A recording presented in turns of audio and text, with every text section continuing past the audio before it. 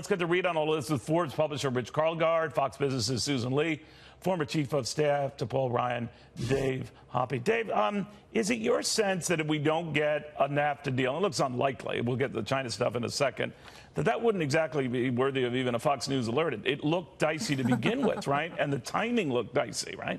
Well, the original timing that we were given, which was yesterday and Thursday, was the most conservative estimate of timing. Let's put it that way.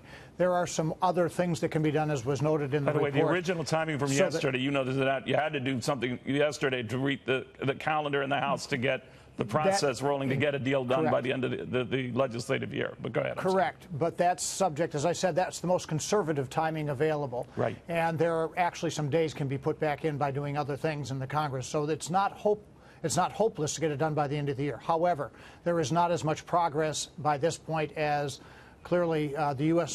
trade representative had hoped to get. This is something that's going to go on for a while. It's very important in a number of ways. Right. Obviously, agriculture, there's businesses, small businesses, which are affected by this. So it is not impossible for this year, but it's looking more difficult to get it done this year, yes. You know, Susan, yesterday you had a chance to talk to Justin Trudeau, the Prime Minister of Canada. He seemed frustrated with the fact that we were at this impasse and, you know, the biggest economic powerhouse behind this three-way deal is out of this three-way deal. Was he telling you then we'll just go along with just Mexico? Well, Neil, we should take some credit, first of all, for that response from the Trade Representative's office. It was because of our conversation yesterday at the Economic Club of New York, where Justin Trudeau, the Canadian Prime Minister, actually said that there is a good deal on the table, and they're close to a deal at this point, except for the second point, the sunset clause, and also some of the arbitration systems. But, you know, he doesn't seem like he's rushing to get a deal done. In fact, he says he's not going by any U.S. political deadlines, and Canada, you know, we will sign a deal that's good for us. I'm not quite sure what that deal would be in its end form, Rich. Does it worry you that whatever the justifications of taking this to the mat and to the limit, that it's going to, you know, whipsaw markets? Just the NAFTA thing, and then I'll get to China. Yeah, because NAFTA is a purely economic deal. It's an economic relationship, whereas China is deeply geopolitical and strategic over a number of years. Different issues here. Look, if President Trump wants to maintain Republican control of the House in 2018, and if he wants to win re-election, assuming he wants to run in 2020, he's got to do it after a strong economy and strong markets. If they crater or get nervous because of collapsing trade talks, that won't be good for the U.S. You know, Dave, today the Chinese made clear that they don't want to bend on this limit or set level to bring down the surplus that China has with us on trade. So that's going nowhere, but we do apparently keep pushing it. What do you make of that?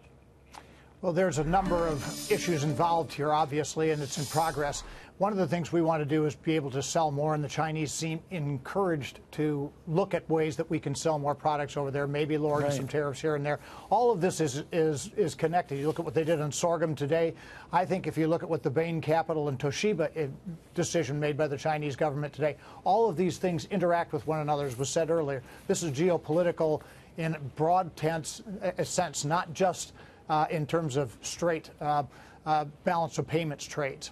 Yeah, there is, Susan, that other issue in North Korea and the president not wanting to go too far to tick off the Chinese because they're playing such an instrumental role there, right? Yeah, and getting them to the table on June the 12th as well. So, yes, there is now an added element of politics, which kind of complicates the entire trade negotiation.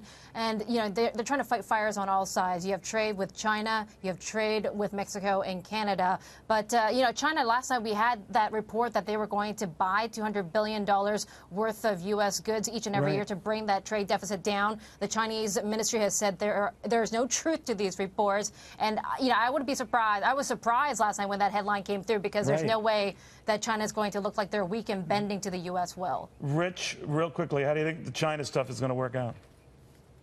Well, look, they can play a long game because President Xi has unquestioned power, and that's not something available to U.S. presidents. Oh, if the president had that, right? All right, we'll see what happens. Guys, thank you all very, very much.